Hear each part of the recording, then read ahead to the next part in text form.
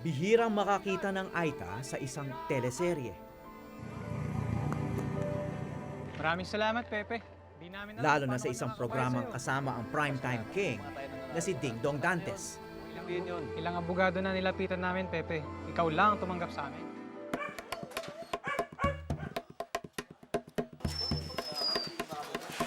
Pero ang takutin ha. Ikaw. Ano yung gato? Ginagampanan ni Norman King ang papel ni Abo, isang leader ng mga Aita na tinutulungan ng abogadong si Pepe de Jesus.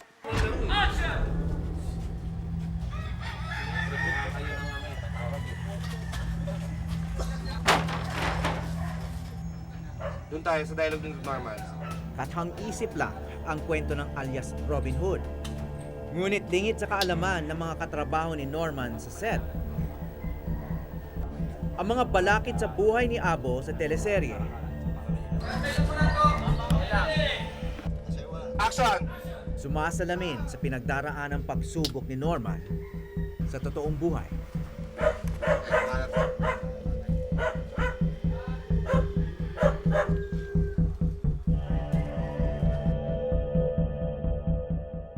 Tainga po, testing daw. Fire, fire! Lakas pa apoy! Lakas pa apoy! Action! Doon sa ang story parang is na-resettle kami. Tapos yung resettlement area na yon is kine-claim namin sana tapos kaya lang kinukuha ng gobyerno. So yun. Itong mga goons na dumating, ano naman ang papel nila? Isa doon sila sa mga nagpapaalis sa amin doon sa area. Doon Kasabot sila ng Kasabot. gobyerno. Gobyerno. Action! Hindi sa pag-aartista unang sumikat si Norman King. Nitong nagdaang Hunyo, naging viral ang kanyang pagtatapos sa kolehiyo. Siya kasi ang kauna-unahang Aita na nakapagtapos mula sa Universidad ng Pilipinas. Congratulations, naka-UP shirt ka pa talaga. Mula nang matanggap ni Norman ang kanyang diploma, ilang beses na siyang nag-guest sa telebisyon. Please welcome the Proud Ada Youth Leader, Mr. Norman King.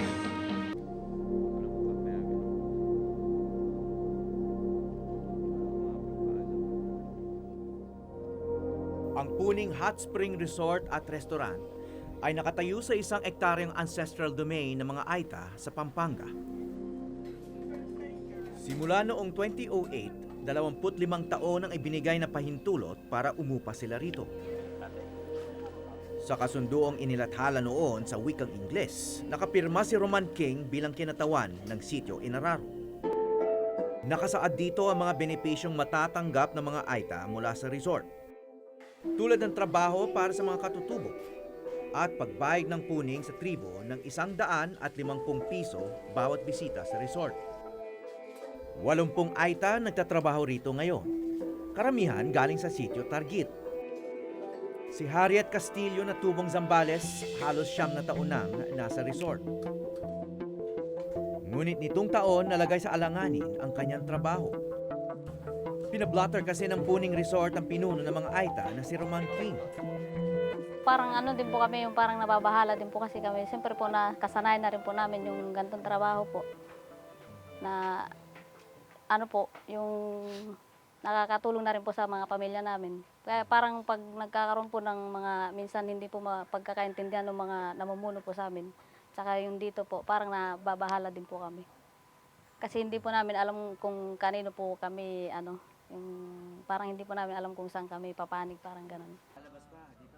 Ang naging mitya ng alitan ay ang pinatutunguhan ng bayad ng bawat bisita sa resort. Nakausap namin ang kapatid na may-ari ng resort at operations manager nito na si Joseph Lozano. Meron po kami pinapapasok ng mga bisita na kung saan hindi naman namin pinagbabayad. Kasama na po sa marketing strategies ng pamunuan. Katulad na rin pag may mga bumibisitang mga kakilala natin politiko o ano pa man. So hindi na po natin sila pinagbabayad. Ang clause kasi ng payment na yon is ang nililibre or yung mga hindi kasabay sa payment ay yung mga government officials, bata, at photographer. So itong mga taong to, kumbaga hindi na sila pinagbabayad. Pero nung tinanong namin yung sa mga photographer, hindi kanya. Bago kami makapasok, nagbabayad kami. So, ibig sabihin, kanino napupunta yung bayad nila within the first place? Okay, so given that, sige, sabihin na natin libre nga. When we look at the numbers, oo, pwede sigurong gawing libre. Pero in the mindset of a businessman, bakit ko ililibre yung ganun kalaki? Ayon sa resort, hindi raw naging mahinahon ang tugon ni Chairman King. Galing kami doon sa pulis ng Porac kanina. Naka-blatter doon na may text message na nagbabanta raw si Chairman King na, diretsuhin ko na papatayin yung mga boss daw dito. May, nabalitaan nyo naman to. Nakita nyo rin. No? Nakita naman namin. Naniniwala ba kayo doon?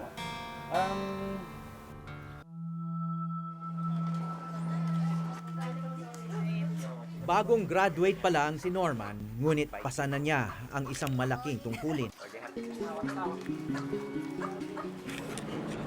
Ang tiyaking ligtas ang kanyang nagtatagong ama. Kaya naglakbay kami patungong Porac, Pampanga.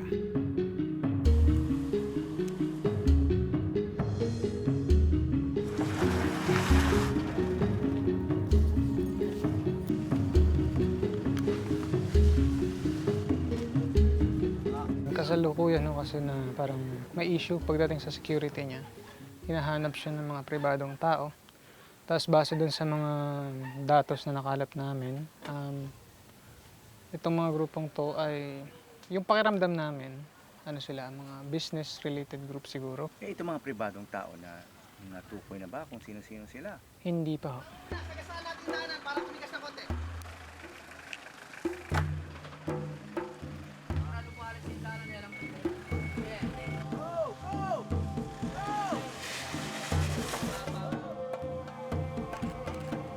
Sinamahan namin si Norman at si Benny Capuno, ang vice chairman ng kanilang asosasyon, ang Porac Aita Ancestral Domain Federation. Hihingi sila ng suporta mula sa mga residente ng kanilang pamayanan.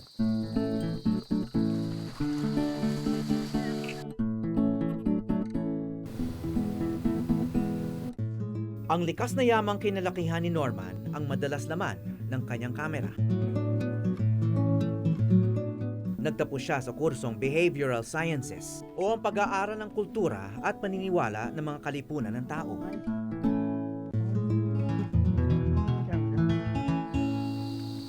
Mahilig siya magdokumento ng simpleng ganda ng kapaligiran. Kasama sa documentation niya ang mga mahalagang pangyayari sa kanilang komunidad, tulad ng paglathala ng resolusyon para sa kanyang ama. Nakasaad sa resolusyon ang pagkilala sa kanyang ama, si Roman King, bilang mabuting pinuno ng Porac Aita Ancestral Domain Federation. Pinapanalangin nila na ito ang magbibigay proteksyon sa nagtatago nilang pinuno.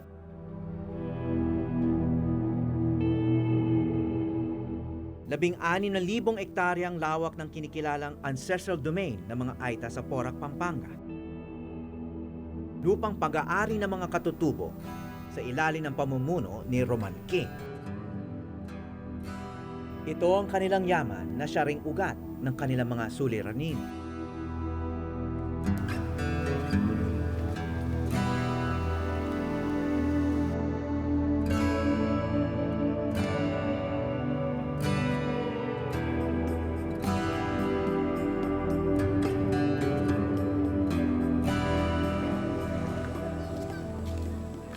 Sa pag-ikot namin para mapapirma ang resolusyon, lagi nakasunod sa amin ng ilang mga bata.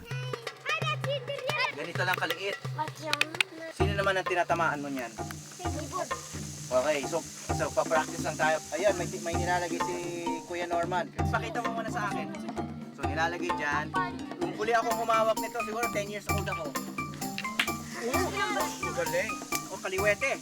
Parang anak ko. Napag-alaman ko na ito pala ang unang hakbang para matuto ang mga batang Aita na mangaso.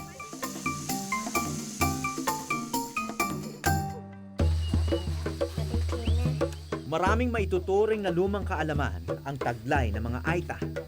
Mga kaalamang daang-daang taon nang ipinapamana. Kabilang narito ang tradisyonal na pagpapaanak kung saan bihasa si Indon Sagin, ang kumadrona ng komunidad o mama-anak sa wikang Aita.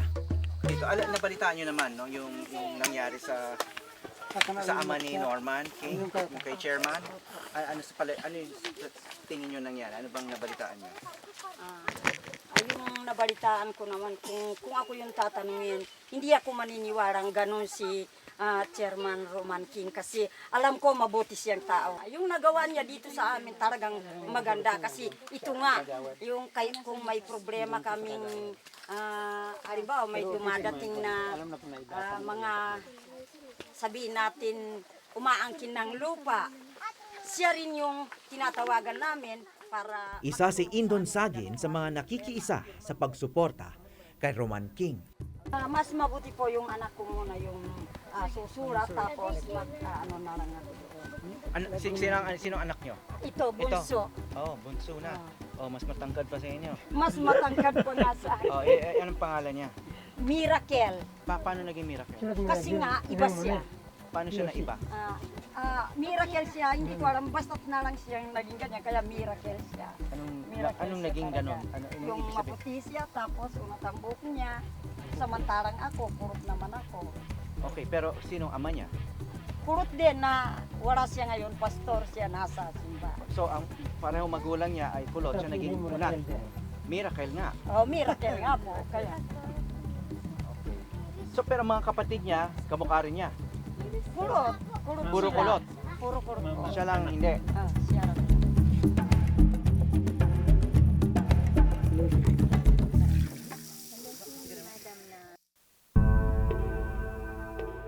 Nalaman ko sa istasyon ng pulis sa Porac na may hidwaan sa pagitan ng ama ni Norman at isang resort sa lupa ng mga katutubo.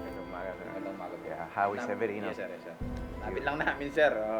March daw yun eh. So, sir, allegedly, meron mga nagtitreat din. Ang nagpa-blatter, yung mga personnel ng Punings. Oh, yung resort niya. Yes, sir. Yes, sir. One, Shaliman, Ito yung pangalan. Yes, sir. Shaliman Shaliman.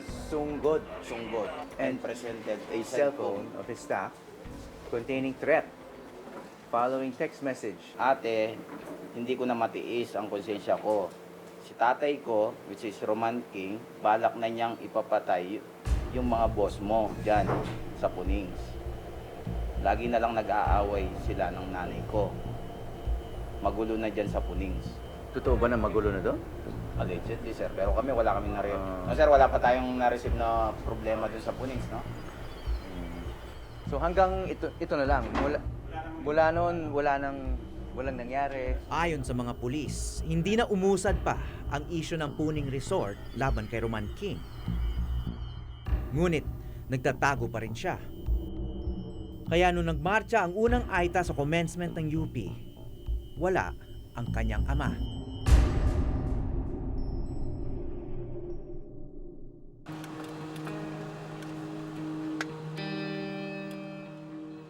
Apat na buwan nang nagtatago si Roman King. Sa tulong ng kanyang mga kaanak, lumisan siya sa gitna ng gabi mula sa kanyang pinagtataguan dahil kahit yun, hindi na raw ligtas. At sa wakas, nagkita rin ang mag-ama.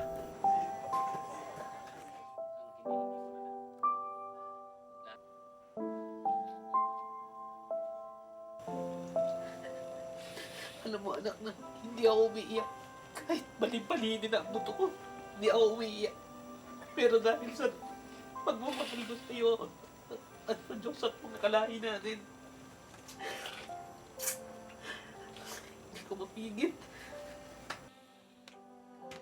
Na-realize ko po na may katwiran, may rason. Dahil habang po nagtatago ako, para ko sinasabi na may kasalanan ako. Nanggaling na po sa iba-ibang ahensya na nakatuang ko din po sa military. Pero sila mismo ang nagsabi, mayroon nagpapagalaw, dinidiscovery natin. Kasi hindi official to official lang nag-uusap. Kailangan lang malaman.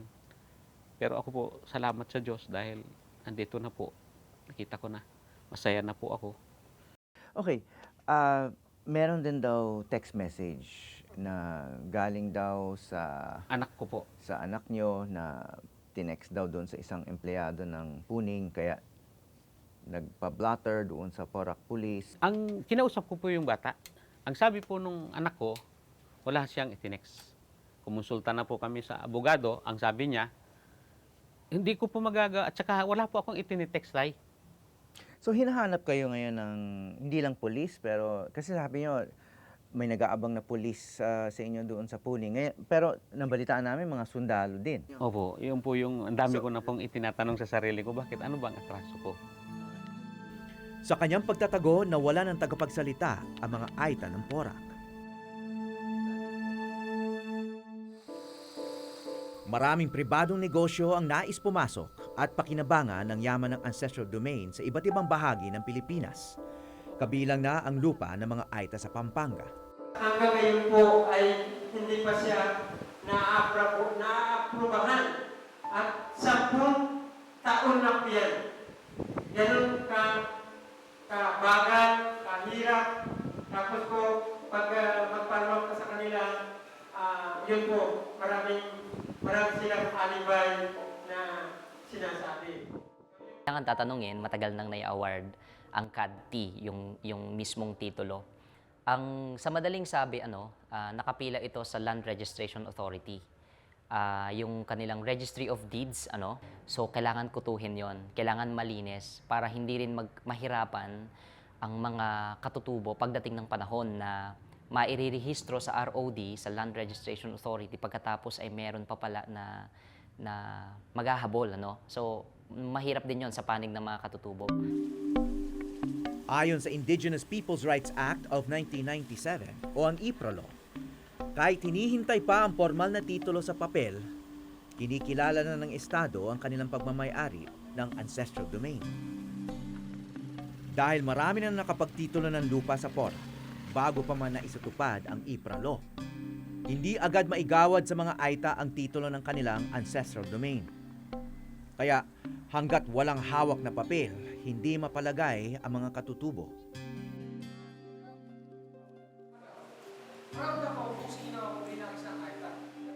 Tila may bago na silang maaasahan. Sabi ko sa sarili ko, Lord, thank you.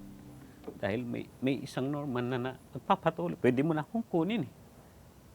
Kung ano man yung isulat nila, may kakayanan na siya. Oh, mali ito eh. Hindi ito. Ganito. Ito lang naman po yung hinahangad ko na makapagsilang ng isang katutubo na may puso sa iyo at may puso sa kanyang mga kababayan dahil wala po kaming ibang aasahan na magsasakripisyo po nito kung hindi kami rin eh. Ngayon, pinagpapasyahan na ni Roman na harapin ang kung sino man naghahanap sa kanya. Kasabay niya ng pagbabalik ni Norman sa pamayanan. Isang bagong yugto sa buhay ng mga Aita sa Pampanga. Lungsod ang binigay sa kanila. Sa teleserye, nakasulat na ang kahinatnan ng mga Aita sa tulong ng isang Robin Hood. Aabangan na lang.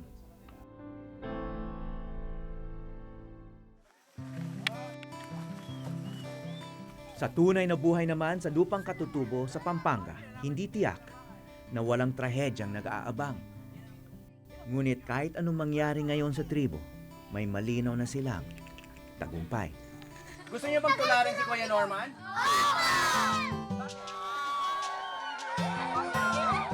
Ako po si Howie Severino at ito ang Eyewitness.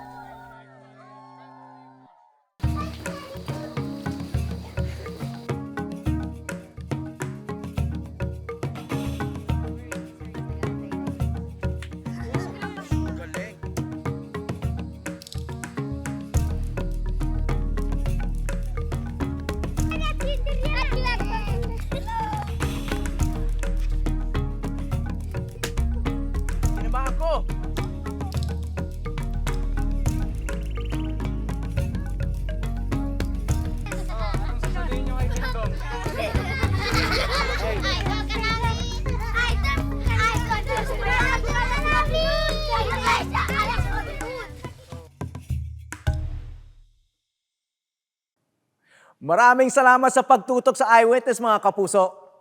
Ano masasabi niyo sa dokumentaryong ito? I-comment na yan at mag-subscribe sa GMA Public Affairs YouTube channel.